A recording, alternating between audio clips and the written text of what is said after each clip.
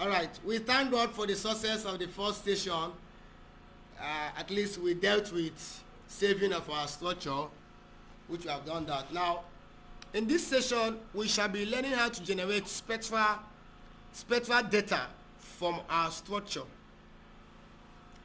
Permit me to do a little theory here about, because it will be very important that you know what you are learning. Because I remember some of my students 3 years ago be asking me, sir, all these structures we are drawing, what are we using them to do? We draw structure. What are we using them to do? So it's not just hearing about spectral analysis. What do we use it to do? What can I do with generating a spectral data of my structure? I was citing a case whereby a student performed photocatalytic degradation of crude oil pollutants, of some crude oil samples, probably in an oil producing community.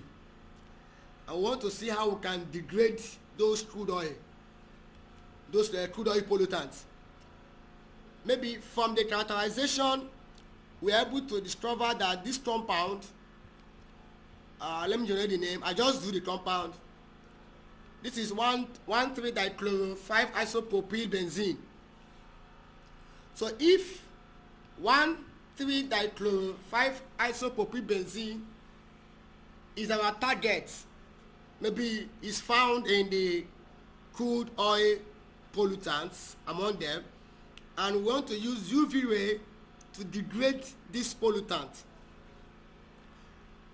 What we are going to do is that we are going to generate a spectral data of you draw the structure, or you can use the name from your characterization and generate the structure, then get the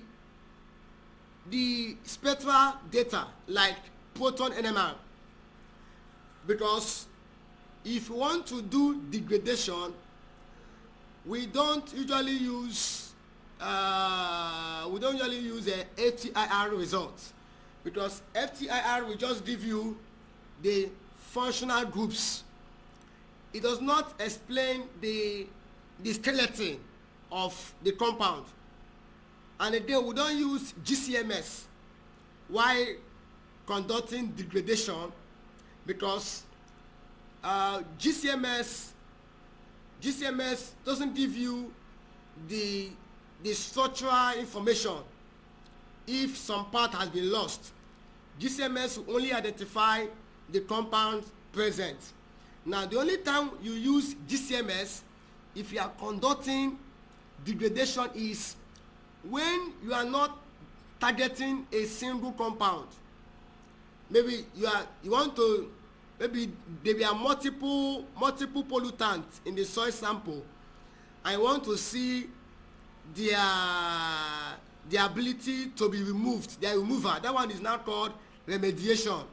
So it is in remediation that you try to use GCMS, but we don't use GCMS in degradation. I want you to get it clear. It is in remediation, which is the removal ability. But in the breakdown, in the degradation, we use NMR, because NMR will show us if the compounds has been decomposed, has been broken down. Now, so if you did that work, if our target is this compound before us, you are going to generate the NMR spectra before degradation. So what you just need to do is you highlight the compound after generating the structure, or by drawing the structure. You come to structure.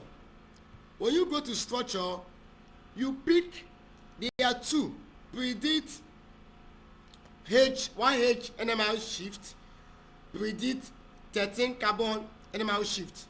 So anyone you pick, probably once you click on predict proton NMR, the next thing you will see is the proton NMR. So here we are seeing the proton NMR. This is before degradation. Then after your degradation, the final products, the byproduct after degradation, you go back for another characterization. So here you are not characterizing before the degradation because we can generate the spectra. So this is the proton NMR spectrum of the compound we draw on the canvas. Having gotten this, we will compare this data. Let me add somebody. We will compare this data with the one we are going to generate after degradation. So we'll compare this data with the one we are going to generate after degradation. That means you are going to now use the degraded compound and perform another NMR analysis, then compare the spectra before degradation and after degradation. This will identify if some fractions or if some fragments of the compound has been degraded, because our initial plan is to see if probably the acryl substituents or the chloro substituents or part of the side chains will be degraded. So that is the essence why we have this NMR spectra in Chemdraw. We use it to serve as control while conducting degradation, while performing your degradation. Now, another reason. Sir. Hello, sir. Sorry, just before it got out of my mind. See, sir, yeah. That means if you have a structure of, like now, in my PhD work, yes, I have a structure of the compound, which I synthesized to get. Yeah. And I tell, okay, I you know, for you to go to the lab and do the NMR, you see that the pricing is so high.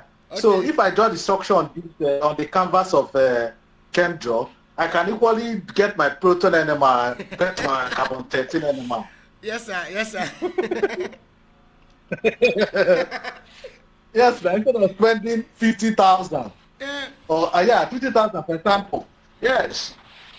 But yes, sir. But then I have a challenge, because for you to do this, it means that you have confirmed your structure that you synthesized. Yes, I use the GCMS to confirm the structure. So once you have confirmed the structure, although once you have confirmed the structure with the GCMS, that means you don't need other spectra. But nobody will believe you, because they will tell you that only GCMS cannot confirm a structure. You have to do other spectral data. So once you need to do other ones, yes. FTIR and what and UV. So once you are sure that you have confirmed your structure better, you can now get the NMR spectra from Chemdraw and put it in your work as if you did the analysis. Yes. So. Okay. All right. Now, outside performing. Hold on. Okay. This as if you did the analysis. Everything being equal, if eventually the structure is being confirmed, the analysis using this Chemdraw, is this supposed to tally with the normal NMR? Okay. If actually the structure is confirmed. Okay. I like the question. That is actually the second part which I want to explain. Because the first part I explained is for serving as control for degradation. Now, the second use of this spectra is to serve for validation of, is to serve for the purpose of validation, and that is where your question is coming from. Can we use this to validate a synthesized structure? So if we performed NMR of our unknown structure and we claim that we have confirmed the structure, if we use our Chemdraw to also generate the NMR, do we expect it to tally? Yes. Why we say yes is on perspective. If we are sure, if you're actually sure that you have confirmed the chemical identity of your synthesized compound, if you are sure that you have actually confirmed the chemical identity of your synthesized compound, let's say you synthesize benzoic acid and you confirm that what you synthesized is benzoic acid. If you conduct NMR spectra of benzoic acid and compare with the one you have generated from Chemdraw, you are expecting the same thing, because benzoic acid anywhere is benzoic acid anywhere. Compounds does not accept what you may synthesize is an isotopes of benzoic acid. But if it's a monoisotope like benzoic acid at any position, once you develop once you generate the NMR spectra from Chemdraw, it should tally with the one you have confirmed. That is if you are sure, if your claim is right. Okay, this is to say, in another words, this Chemdraw NMR serves as a control met if you are getting what you are doing during experiments. Fine, you can use it and validate your results. It's all right. Let me share a little story. Something happened. Part of my experience, you know, all these lab people who are not well trained, they will give you sample. You will not do the work. When you give the sample, can they go and that is do NMR to generate this thing? After they and then no, they will not. They will not, because they don't know why you are sending your sample. You don't expose the identity of your sample. Hope you know that now. But they did not. No, they will not, because once you are sending a sample for characterization, you don't expose the identity of the sample. You just use a label code for it. So they don't know what sample is that. But see why anybody sending out the sample should learn computational chemistry. This is because some of these lab people, I've experienced a lot of them. There is one at Oka, which I will not call the name of the lab, but the lab is at Oka. Oka, now what did they do for Oka? But I will just close my mouth. I will not call the name of the lab. I will not even try sending any sample in Oka. It's a very popular lab there, but I will not call the name, Sha. Yeah, I know. Don't worry, don't mention. I got somebody gave me a result to work on. You know, we have confirmed that. Ewo. You said? So somebody gave me the result from there to work on. I had to use my chem tools to validate the result. I confirmed that the chemical identity they gave is not corresponding with their spectral data. So we had to send back the work to another place. So when you don't know these tools, anything they give you is your results. Because you just give them results, they will, maybe the pressure is too much on them. They will use quack and edit anything and give you. Your own is, you are not there now, you collected the result. That is your result. You begin to work on it. So our life as scientists, our life is on the hands of our lab attendant, our lab scientist. So those people, that's why the laboratory work is very technical. Anything you do in the lab, any result you give out, we accept it to be true. But if at the end it happens not to be true, we have caused a very huge damage to the world at large. To the world at large. So we can use these spectras to validate your results. Actually, we cannot generate mass spectra from here. Yes. Advanced Chemdraw, newer version of Chemdraw can generate mass spec, can generate UV spectra and FTIR spectra. Are you serious? Yes. Yes. Yes. Wow. Those ones now, you go buy them now in dollars. The one you normally pay for. You buy it in dollars. So if what is the name of the new one? But wait, if you buy it once, or you buy and keep on subscribing to it? Let me understand. They have yearly license. They have lifetime license. So, of course, the yearly license will be cheaper than the lifetime license. Lifetime is unlimited. You can buy it, and once you buy it and activate it, you can use it till you die. Then they have different packages now. They are the ones for 1 year, 2 years, depending on your money. Once you buy the one for 1 year, after 1 year you have to go and renew it, buy another license. But you know, before you venture into buying this, paying for subscription, you must have secured an avenue of making back the money you have spent. You must have secured an avenue of making back the money you have spent, unless you just want to use it for a personal use. Last 3 years, there is this software we wanted to purchase. Is about $4.5 million. As of that time, it was $3,000. No, $3,000. $3,000.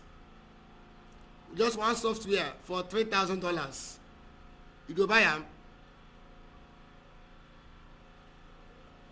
Shall you go buy? It depends on what is involved. Okay. What we need to use it is up to that to buy. But even if depends on what you're using it for. But even if you have because if you have like if I am to write for grant now, better, and I include all those, what if the third fund decides to fund it? Then money will come out. Money will come from here. So all those, we can only buy those software 2 grants. We can buy them 2 grants. You know, like NMR grant is coming. That is 50 million.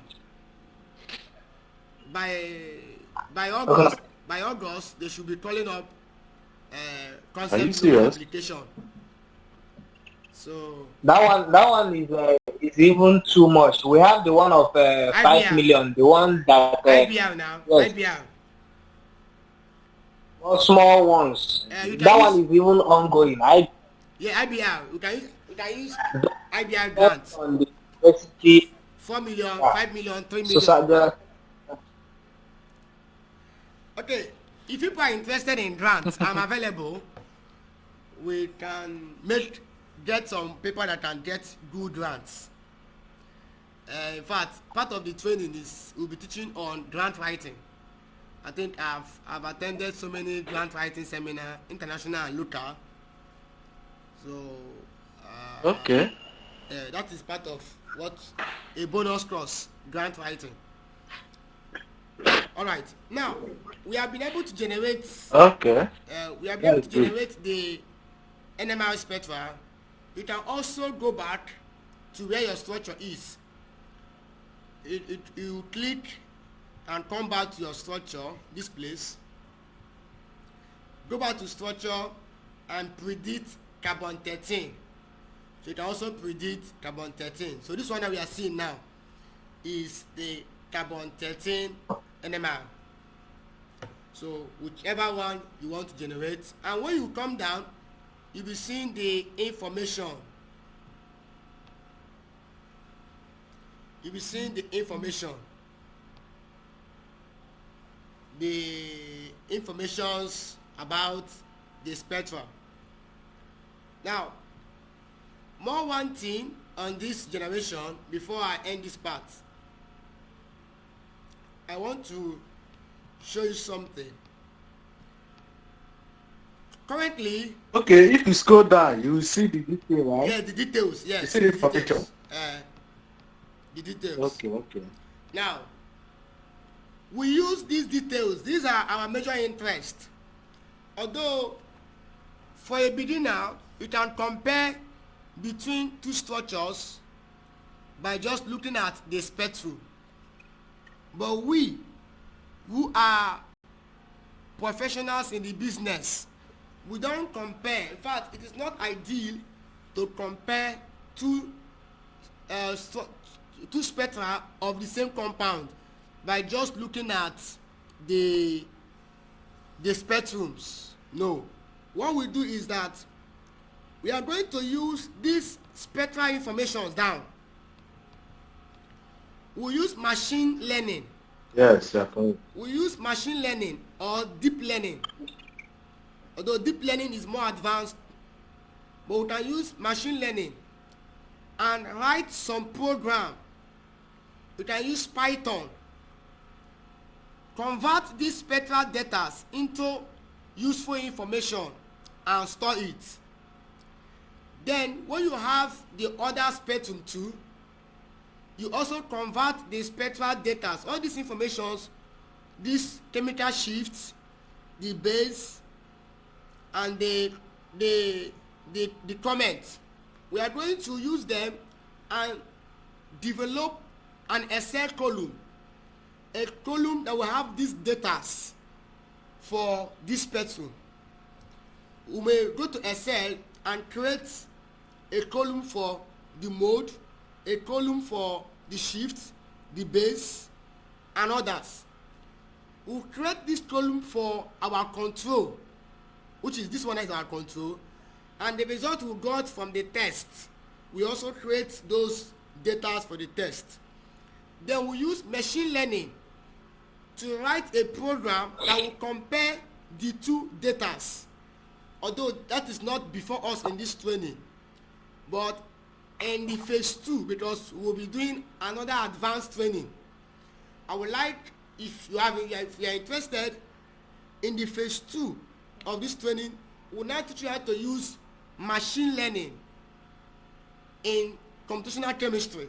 That is the highest level, where you write a program by yourself. Although in that part you will need a little of programming. We need a little of programming knowledge, just little. You will now write a program with these informations, and the program will compare the two spectral data, give us the percentage similarity or percentage difference. So without you using your eye contrast, we can now get percentage degradation in data, in value, in figures. That is the essence of these spectral informations here. But that doesn't mean that we cannot just do it by looking at it. You know, as you progress, you advance in knowledge. Good. But for this stage, we can just look at the spectra and compare from the chemical shift. We can compare that alkyl, terminal alkyl, double bond, all those stuffs, they are not present or they are present. And but we cannot usually get a figure. We cannot use it and get a figure like a numeric data to show the level of degradation. unless we input machine learning. Although without machine learning, you can use multiple linear regression in Excel. If you are familiar with data analysis, I guess it's part of the course I will teach you under data analysis. You can use multiple linear regression, and from the R-square value, you will know the level of correlation between the two samples. If it's close to 1, that means they are correct, they are the same. If it's far from 1, it means they are not the same. So we can also use that using you can use normal regression, linear regression, or multiple linear regression, depending on what you are familiar with. But I will teach you that. I will teach us how to use data analysis, SVM, and other stuffs. Okay. So do we have a question from this area? Yeah. Okay. If you have a question, you can. You said something about mass spectra, that this Chemdraw cannot produce mass spectra. Which other spectra it cannot produce as well? It can only produce NMR. So any other spectra it cannot produce it. It can't generate UV. It can't generate FTIR. It can't generate. It can't generate SEM data, TEM data, EDS data, BAT data, all those particle size characterizations. We can't do that. So it cannot generate particle size. Another question I want to ask. Okay. Okay, yeah, go ahead. This NMR. Yes. Is it for every structure you create, or is it for only those ones that can undergo degradation? No. Any structure you create, you can generate the NMR. Okay. Once the structure can be drawn, then you can draw it will generate the NMR. Okay. Sir, can you hear me? Yes, sir. Can you hear me? Yes, sir. You said earlier that there is a newer version of Chemdraw. Yes, sir. That can even draw the UV visible. I mean UV, the FTIR. Yes, sir. And sir. others. I would like to know, I would be interested in that new version. Okay. That means I will search for it, then I will relate with you personally. Okay. Or I can see make it open to everyone here in case they have interest in that also. Okay. Okay. Okay, no wala. Yes, sir. Thank you, sir. Okay. Do you have any other questions? Then I will introduce more one thing. We have 30 minutes to end the class, so I will introduce more one thing for us. And by Thursday, we shall be doing a reaction mechanism using Chemdraw. We shall be using Chemdraw on Thursday, so we will do it to install our Chemdraw. Now, I want to quickly show us something here. I think we have really exhausted some of the things that we can find in Chemdraw. But let me just search for more one thing that we can do here.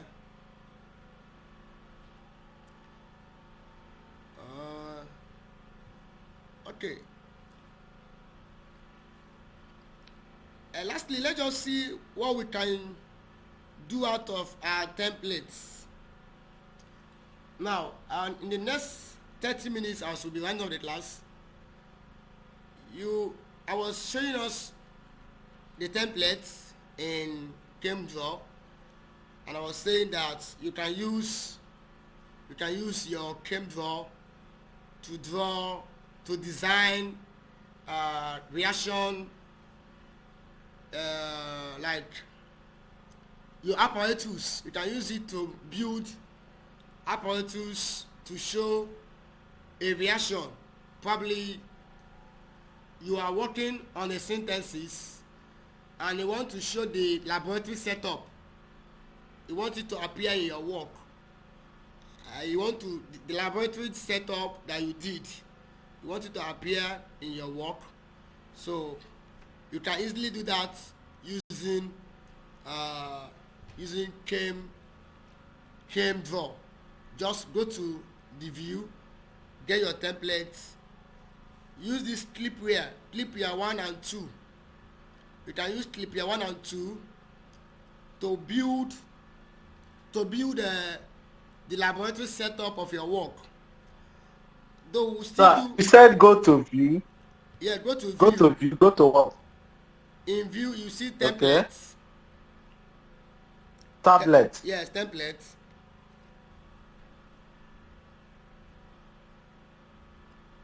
Then on the templates, okay, you see clipware part 1 and part 2.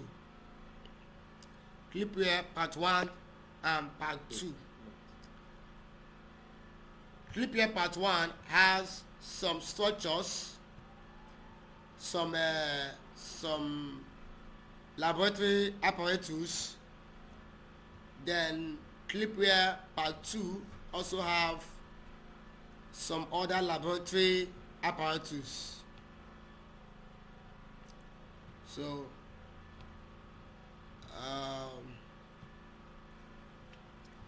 all right, so you can now use these two things and build a laboratory setup. Let's say I want to show a reflux condenser.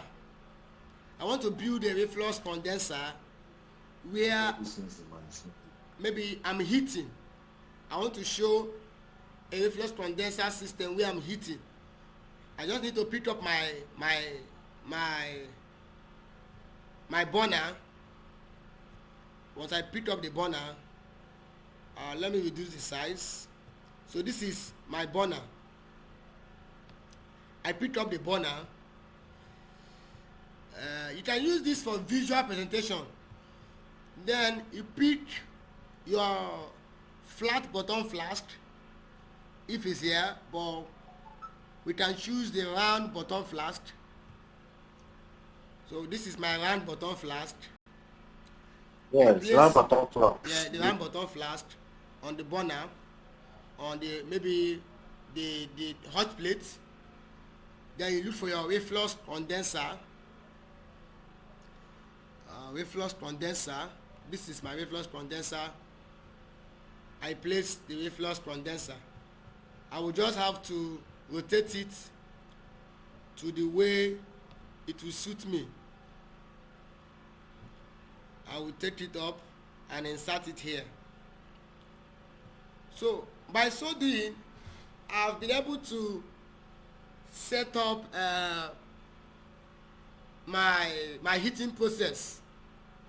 I've not been able to set up my heating process. This is just a schematic setup showing my reflux system. When we get to term sketch by Thursday, you will be able to see other templates used in drawing laboratory apparatus. Now, the importance of this is you can use this and go to your PowerPoint and develop a presentation on your laboratory setup. Sometimes when I'm going for conferences, I use this to show my laboratory setup. I can use this to show the stage. The first slide, the burner we animate, the one bottom flash we show based on the animations and the transitions I'm using in my PowerPoint. So we can actually use this to show your laboratory setup. So I would like you to look at it and see what you can do out of it. See how you can generate a laboratory setup from there. At this moment, we have been able to look everything about Chemdraw. So we have been able to do everything about Chemdraw. I will now expose us by Thursday into ChemSketch. Both ChemSketch and Chemdraw are used for structural drawing, but they have their uniqueness. So they have their various uniqueness. So if you have a challenge in Chemdraw, you can do well and let us know. I will be giving you an assignment, but this is how the assignment will go. You are going to draw. You are going to draw and save. You are going to practice this drawing and saving. So you are going to draw any structure of your kind. I will give each of you, each person's I will give you a scaffold. Maybe some persons will be drawing on derivatives of quercetin. You can create any derivative of your choice of quercetin, like 10 derivatives, draw the structures, save them in SDF, and rename them, attach the name with the structure. Another person might work on derivatives of pyridine. Create 10 derivatives for yourself, draw the structures, and in fact, just choose any compound of your choice. I will allow you to just draw any 10 structure of your choice. That is the assignment. So no need for me to send it. Draw any 10 structure of your choice, just 10. 10 is too short, but model any 10 structure of your choice. So if you have some structures in your mind, model any 10, save them in structural files and rename it. Attach the name. Let the name be saved with the structure, just what we have done today. So we have been able to come a long way, and I want to appreciate you for being available in today's class. If you have a question, you can do well to ask so that we round it up.